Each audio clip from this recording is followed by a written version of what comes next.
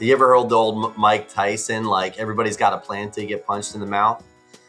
That's going to happen. You're going to get punched in the mouth. And when you get punched in the mouth financially or by the economy or by COVID, you don't know what's going to punch you in the mouth. You better be prepared for it.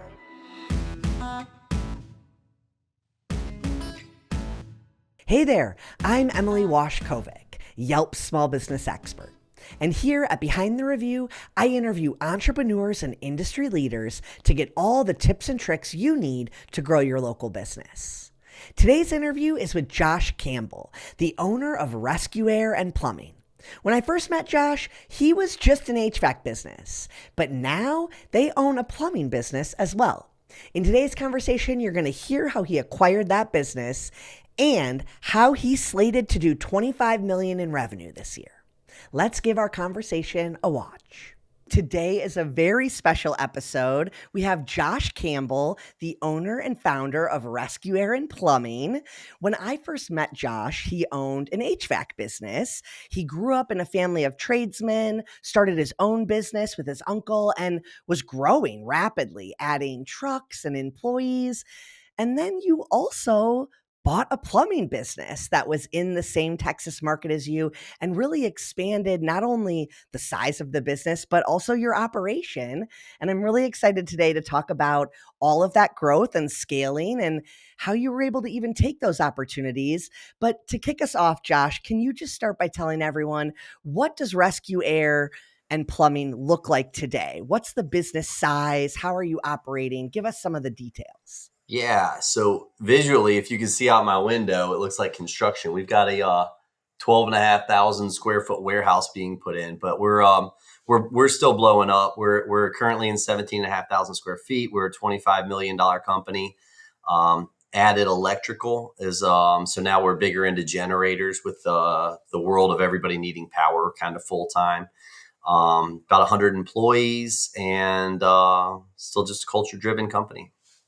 Absolutely. And in that industry of home services and different professional trades, I feel like sometimes people don't understand the opportunity there and really the profitability. Can you just talk a little bit about the industry in general and why you think it can be such a great opportunity Yeah. if people are doing it the right way? Yeah. Emily, I don't know if you remember our first interview. I had COVID. Remember how sick I was? I'd been home for almost 2 weeks. We were about half this size. And that was, I think about that because we were, the trades have been perceived to be as recession-proof. And there's truth in it. My entire team was working the entire time COVID happened, and it was full services. It didn't matter if it was maintenance or anything. You thought about things that people could possibly do without that we offer, and there aren't any. Like you think about the importance of air quality right now, or in somebody's home at the time, air cleaners were going bananas. So all the products that we offer, doesn't matter what's happening in this world. We can't have our quality of life without air conditioning, plumbing, electrical. So my trade's not going anywhere, no matter what. We may as well be doctors.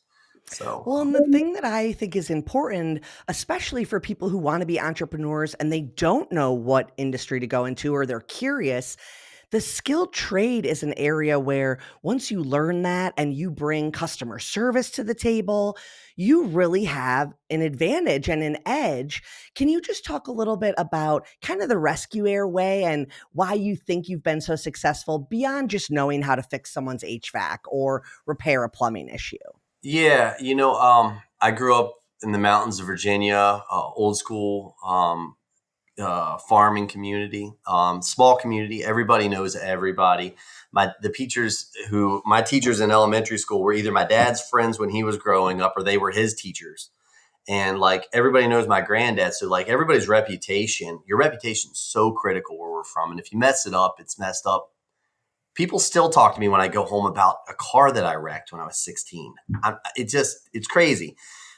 In the city, it's a little different. People have a tendency to move through people a little more. And I think my uncle and I have a competitive advantage in our industry that we don't move through people. We treat people like we did when we grew up in the country and we do what we say we're going to do.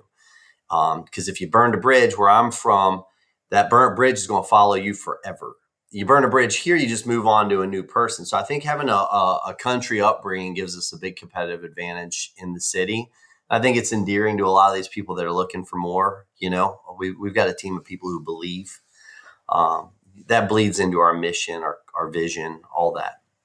And you really empower your employees to focus on the customer and not be trying to squeeze in as many as possible. It Right. really is about making sure that the customer is educated about what's happening and that they feel like the rescue air employee is giving them all of the information they need to be successful. And your customer service approach is also really about listening and hearing the customer out a little bit before you dive right in. And I think that's a good learning for home service professionals as well. I want to talk about scaling your business because for many business owners, I feel like survival is the first stage, right? Making profit, even, or being able to hire an employee.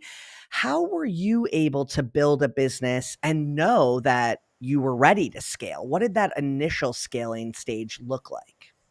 Yeah, I think when I started this company, I was working for a much larger company, largest company in the state of Texas, in the trades at the time, and they were at scale.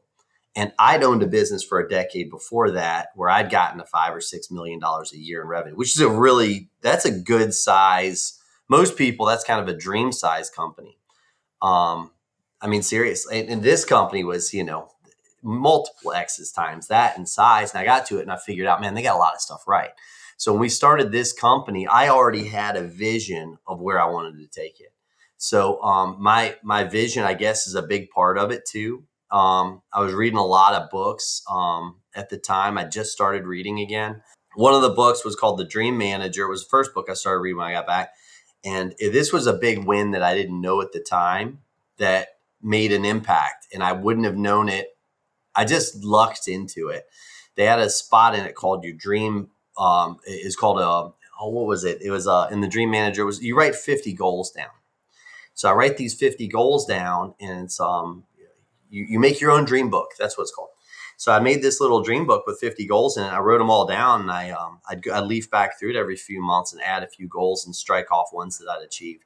And I didn't realize it at the time, but writing all those goals down that I had, like getting to $10 million in revenue in less than 10 years, I did it in half that time. And it was because I'd written it down and made it something that was tangible. I couldn't lie to myself.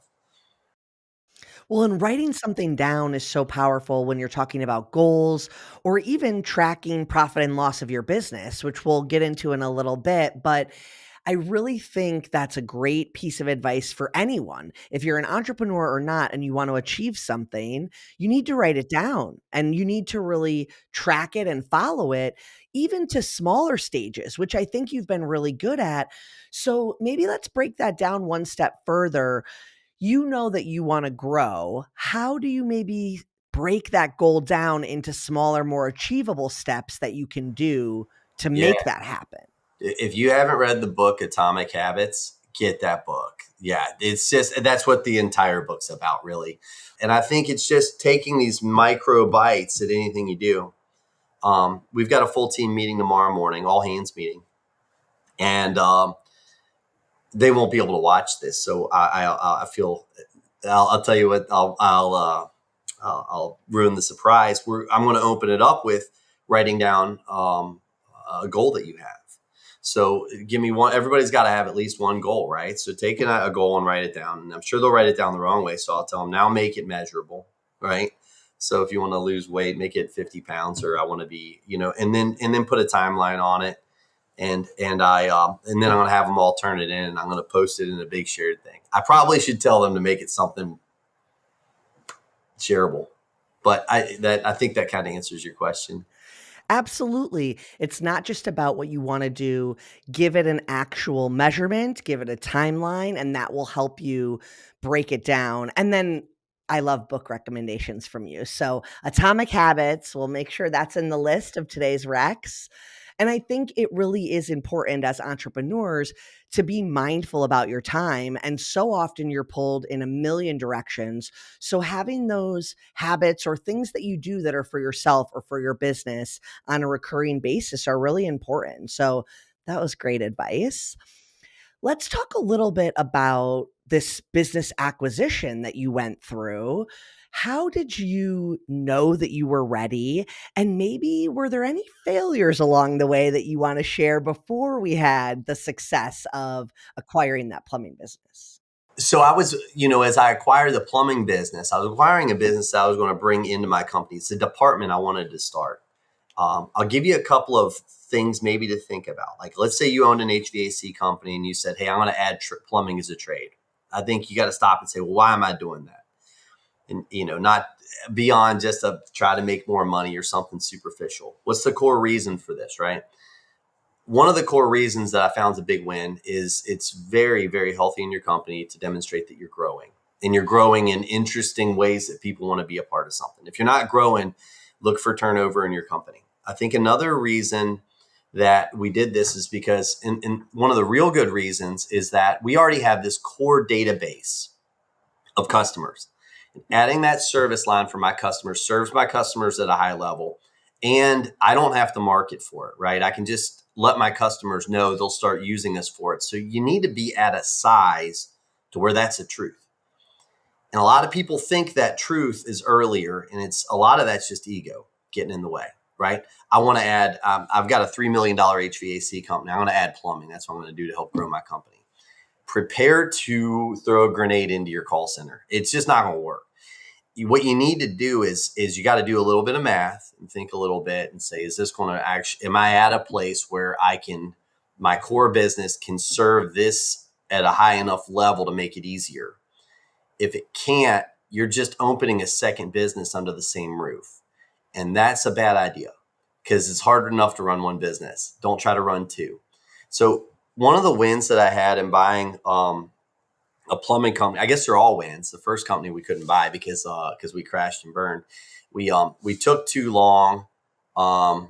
We made things matter that don't really matter. Come up with the core things that actually matter about why you're buying a plumbing company and stick to it. There's a good chance those founders are gone anyway. Even if they sign an agreement or you put them on a great payroll, just plan on them being gone. And if you can see the business without them in it and in your companies, keep going, right? If you think that if they're gone, the deal's crashed, don't do the deal. Another thing is you got to get it done. You got to think about timelines. This is where humans get involved. When you're buying a company and somebody's got an emotional connection to this thing they built the same way that you do to the business that you built, you've got to be sensitive to that. Things like, I had one deal went south because the guy wanted to be able to keep the name of the company after we bought it, and he was worried about that legacy that he had with the name. And I had a deal crash because of that. It's crazy. So I'm like, why do you care what the business is called once you don't own it anymore? But he does. And if you want to get the deal done, you got to think about these things that matter to them in a way so all these little things that these nuances, they'll cause a deal to not get done. You got to have the money to get the deal done. You got to be ready to exchange the money immediately. And I think there's a few other things I'd planned for. Probably, like when I bought my first plumbing company that we closed on, it had 6 trucks, 6 guys, and did a little over $1 million a year. And we were able to immediately, we probably lost half of those people within 6 months. Only one of those guys is still on my team here now, 4 or 5 years later. But the reason I bought that company is because I could plug the whole company straight into mine, right? It was turnkey. If you hire one plumber, you're now the plumbing manager. If you buy a company, you've bought an entire system, and then you plug that into your company. Don't change anything. Don't break the machine.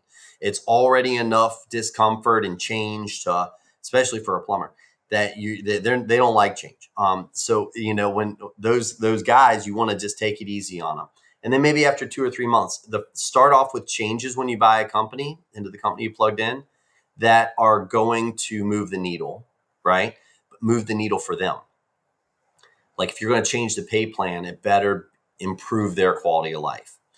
If all the changes you make initially, give them wins before you start doing any procedural stuff that they might not see any gains out of. I can go on and on. I could probably write a book on this. No, Josh, those were very like actionable things to think about and take on. And that was exactly what I was looking for.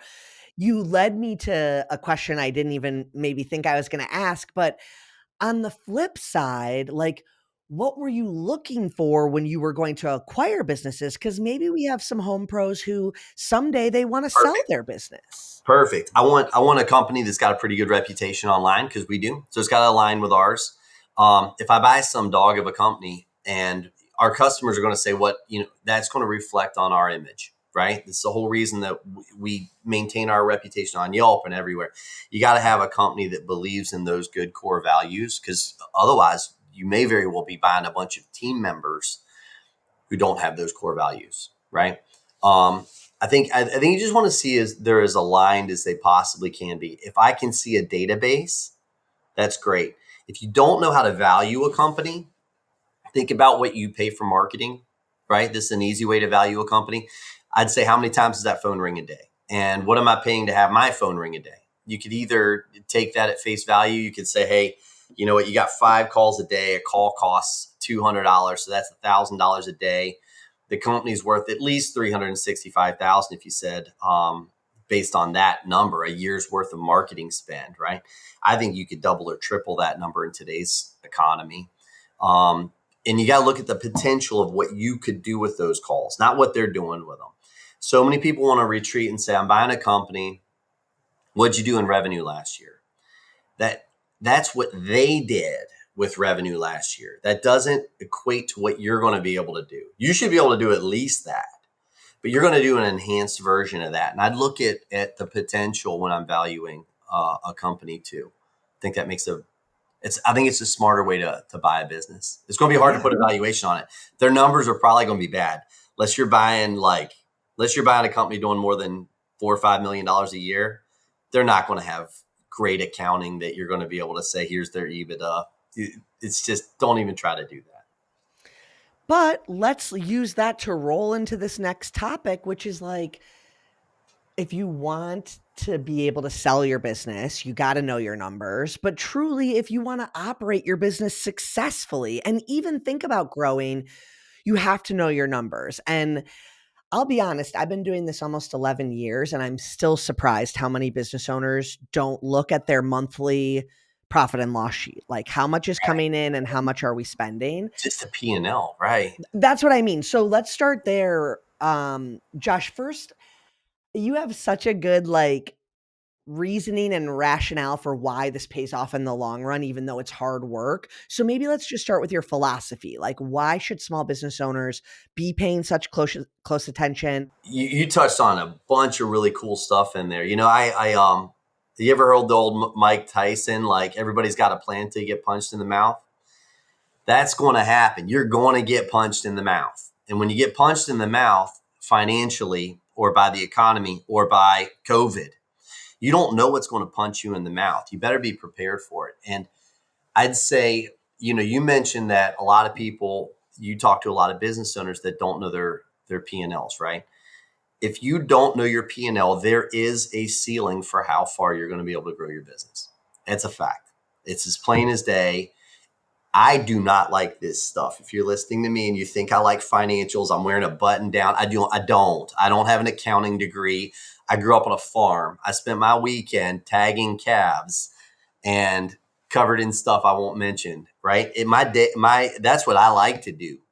I do not like looking at P&Ls, but I do it because I know I have to. And the reason I didn't like looking at them initially is because I didn't have a clue what I was looking at. If you get educated on this stuff, it's not so bad.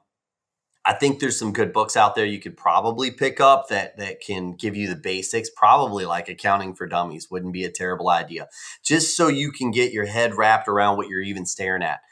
I was talking to a young man yesterday running a welding company, and I talked to him. I said, hey, so do you know what gross margin is? He's like, yeah. And he tried to explain it to me. And I'm like, okay, this is a very basic term. This is 101. And he had no clue what it was. And he had a business with with employees. And then you didn't know how to calculate gross margin. And that's okay. Just know that there is a glass ceiling for you if you don't know how to do these things. So I think a healthy exercise before I got to a point of where I was going to buy a business would be, I could look at a financial statement and I could tell you in my industry what's wrong with my business just looking at a P&L. And maybe say, okay, that number's off, right? If you said I have all the dollars and then I have all of the percentages, you should know what all those percentages are. And if you don't know what they are, they don't exist, go find them. You should know a percentage for every single number on your P&L. And you should get an example someplace of how it should be organized. Don't go against the grain. Just organize it the way it's supposed to be organized. Don't try to reinvent the wheel. Don't try to reinvent like, well, in my business, we do it this way. Here's what this percentage should be. People want to do that all the time. If you can't read a financial statement like at expert level, don't think that you know how things should be organized better either. So that would be two pieces of advice I'd give somebody. And then just look at them all the time. It'll come together. Half of learning this stuff is just making it a daily exercise. Have it pulled up. Look at your P&L. Maybe set aside 15 minutes a day to stare at your P&L, to talk to your bookkeeper, and just it sucks. And grinding is all about doing stuff that sucks. All the fun stuff we get to do in this life that we had to practice for, like 2-a-days in football. Nobody wants to throw up and run sprints in the middle of the summer twice a day, but then you get to go win your football game. So if you want to go win your football game, do your 2-a-days. Well, and I think the other thing is like not paying attention to the numbers and ignorance is bliss is great in the beginning. And I feel like that's what prevents a lot of people from looking. They're like afraid of what they're going to find. But I think once you're looking and you're actually motivated by the fact that you have control over some of these numbers, that becomes exciting and it gives you Yeah. that positive feedback loop, Yeah. Yeah, there's a win in there. When you first spot something in a P&L that moves the needle and you're like, that's the problem, it's a flipping huge win. I remember having those fights because I hated it. Well, wait a second. Now all of a sudden it helped me out. And I'm like, wait, these financials aren't so bad. And as you figure them out, you'll realize that there's a lot of big wins in there. And also, I'll just add this, and this might be a clip. If you can't read your financial statement and you're in the business, you're trying to buy somebody, what are we talking about here, right? You can't buy a business that you need to read its financial statement to understand its success if you can't do that in your own company, even if you've gotten lucky enough to get where you are now. Well, and I feel like you are the king of hire someone to help you if you don't know how to do this stuff. And so we're not saying that every entrepreneur should be just like an amazing accountant, but you need to have basic understanding. And maybe that starts with hiring someone that is in all of the weeds of what Yeah. you're doing and is able to translate to you. Listen, I don't enter anything. I don't do that stuff. I look at financial statements and make decisions. That is just a map for me. I'm not driving anywhere. I'm just reading the map and telling people where to drive. I need somebody else to put all that data in for sure. Yeah. Yeah, absolutely. Okay, I want to talk a little bit about integration again and just kind of team culture and putting businesses together. You hit on it a little bit in the beginning about, you don't want to rock the boat a ton in the beginning, right? You're not trying to make the lives of these employees you've acquired tough, but how do you make sure that they're upholding your cultural values, that they feel integrated with your Right. employees? What does that look like? So we've built our culture and our processes and our policies all around things that people can get behind, right? So our values aren't values that we made up to for any reason outside like serving our team members. It's like the 3 wins, right? It's got to serve the company, the customer, and the employee all. All of our values are values that anybody can get behind. If you can't get behind our values, I don't want you on my team. So the things that we're going to make cultural changes with, what I do is I start off with, I get them bought into the why we're doing it, right? And then I'll ask them, hey, give me some ways that we could achieve this. So let's say I wanted to start a maintenance agreement program in plumbing. This is one that really happened. And I'd say, is there anything that people need to do about their plumbing that involves maintenance? and I might even do this before I get a why going, because every plumber on earth is going to tell you, the last thing I want to do is a plumbing maintenance agreement, right? They're going to say, I don't want to do that, because they're going to say there's no money in it. It's hard to sell people stuff. When you just had, if you called me and said, hey, come out for my plumbing maintenance, it's not an easy sell. So that makes the job a little more challenging, because somebody wants to get paid for their work. And if they're getting any sort of a performance pay or spiffs or any of that stuff, it's a little more. So what I'd ask the plumber to do is I'd say, hey, why would somebody need maintenance on their plumbing? And I'll just whiteboard it and I'll rattle off boom, boom, boom, boom, boom. Okay. Do you think, would everybody agree all 5 of these things are really important for somebody to get done? They're going to say, yeah. I'd be like, if we had a plumbing maintenance agreement, if somebody came out for plumbing maintenance, would you agree that you'd expect somebody to do that? Somebody should expect them. Cool. Well, we'll start with this. And you just take their words and build it into their plan, right? And then I've always found if somebody says something is a great idea, they have to own it, right? It's not hard to hold somebody accountable to their own. It's like writing down your own goal. You got to go do it. And I think it makes them feel like you value their opinion and their expertise, which Right. you do. Like, you really do have this way about who you hire and how you guys operate, that you don't need to be the best at everything as the owner and founder. And you want to hear what these people think to make them happy in their job, but to also improve the customer experience, right? I mean, your employees are experts in a way in some of this information that you're trying to get. So including them and making them feel bought in, it's beneficial on both ends for the consumer and for the employee. Yeah, and it's a real culture, so everybody knows they're a part of what we built here, and they're proud of it. Like they see their ideas all over the building, all over the Yeah, place. I built that, right? And they did. totally. And then all I got to do is hold them accountable. Yeah.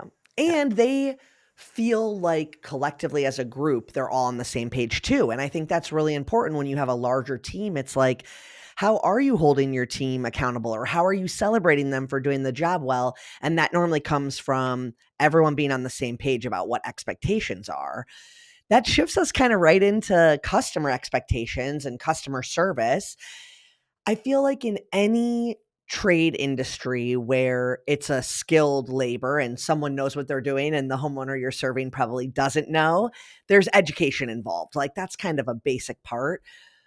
Rescue Air takes it to another level, I feel like, and they not only educate, but they check in with the customer along the way to make sure they know what's happening.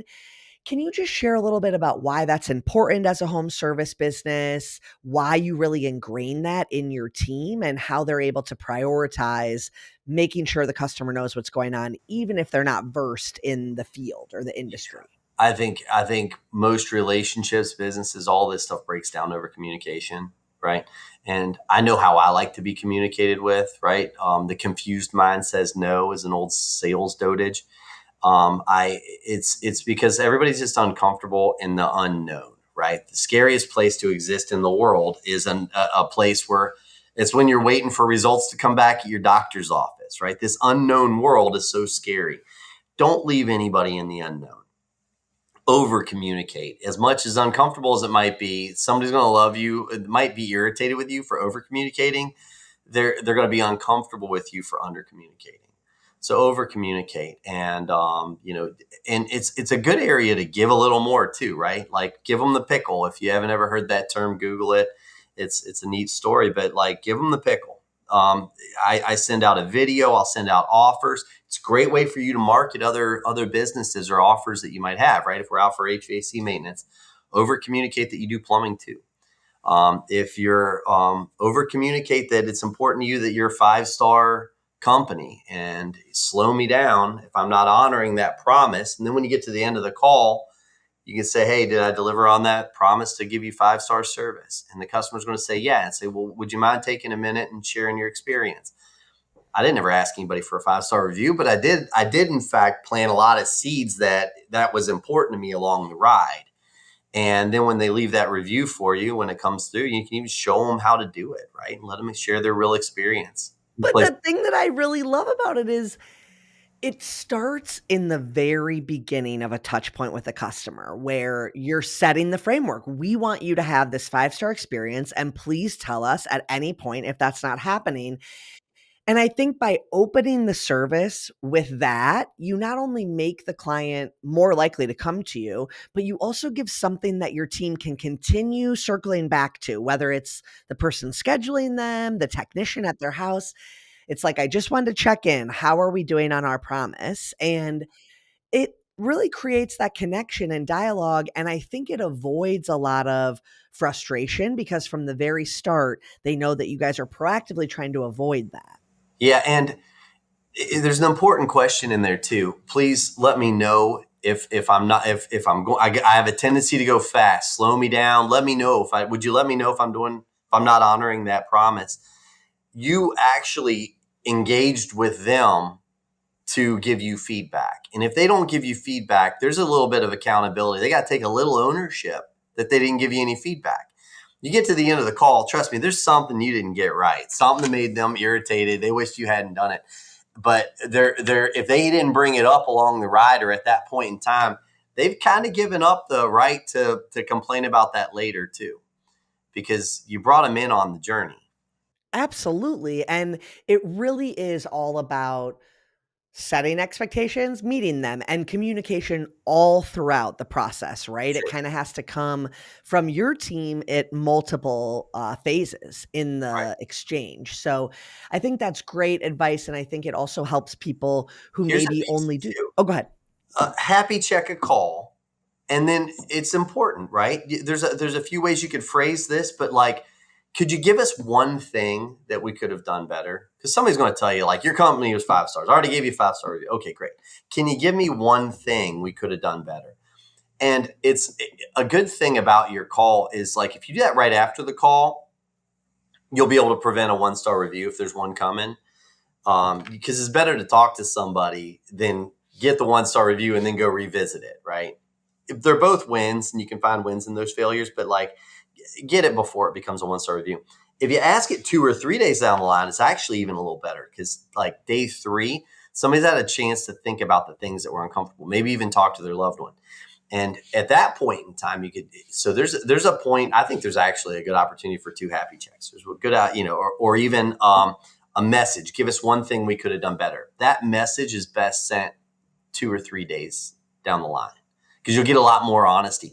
And if you send it in a message format, like a text or an email, you're a lot. There's this thing with people like I don't, this avoidance of conflict. If I send you a message, you'll just say the truth and I can avoid you from here to kingdom come.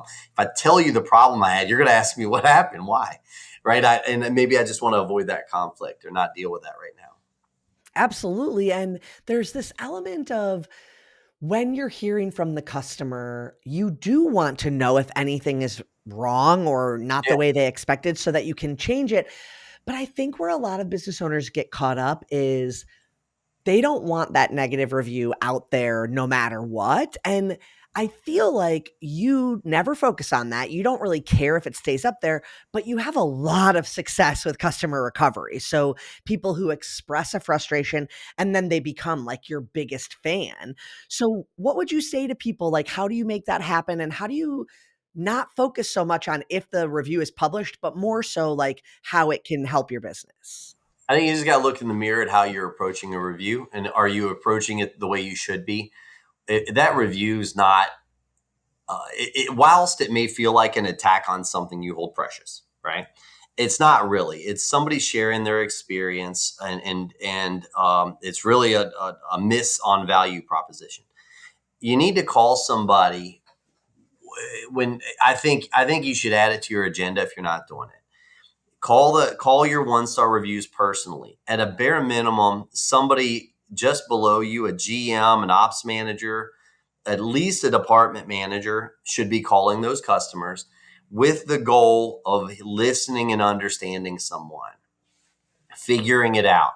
3/4 of those people have something that you can build a better machine with. And if you love your company, you're going to love your company more if it's turning into what you want it to be. And it's going to turn into what you want it to be if you know what the problems are, You got a customer out here. The whole figure of speech in our company is see it, say it. Anybody in here, if you don't like something about our company, I want everybody can feel comfortable seeing it and saying it, no matter what it is. Great book called Fierce Conversations. Highly recommend reading it.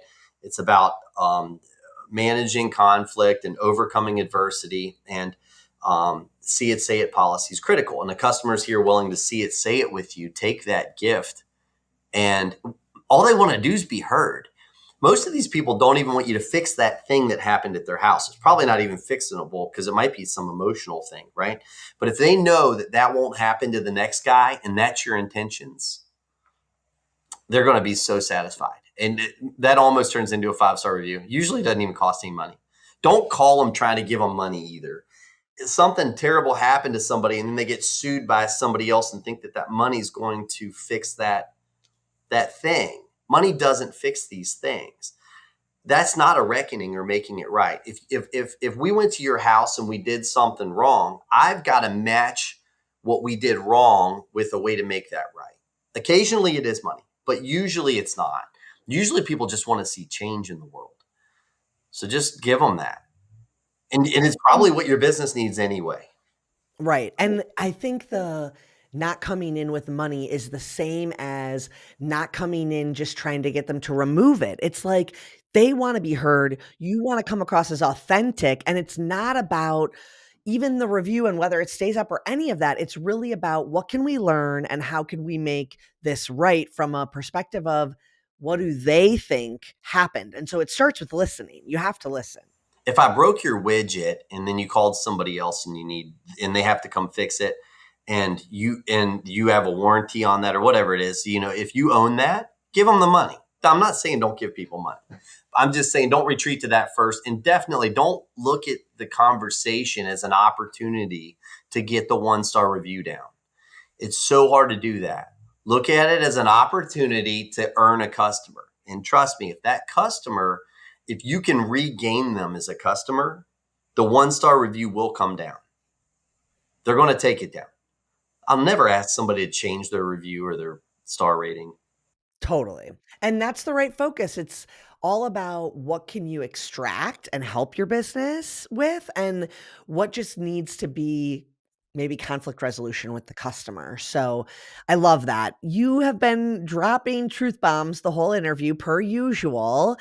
I feel like I should just ask you one closing question. Like, what is one way that you can guarantee someone who hires your company will become a repeat customer? You're the king of repeat business. A guaranteed way. I think it's if you get on our maintenance agreement program, right? That program, we give amazing customer service and we go out and we do a killer job. And it's just included service. I think once somebody uses us and they experience how well we do it and how differently we do it, they keep using us. And I know that's not a blockbuster response, but I think just the guaranteed way is getting in the front door. If we get in the front door of somebody's house, they're going to use us again. I just feel that way. And if I could summarize, yeah, go ahead. Well, if I could summarize the why, like why that's so easy for you all, it is because of clear communication and expectation setting.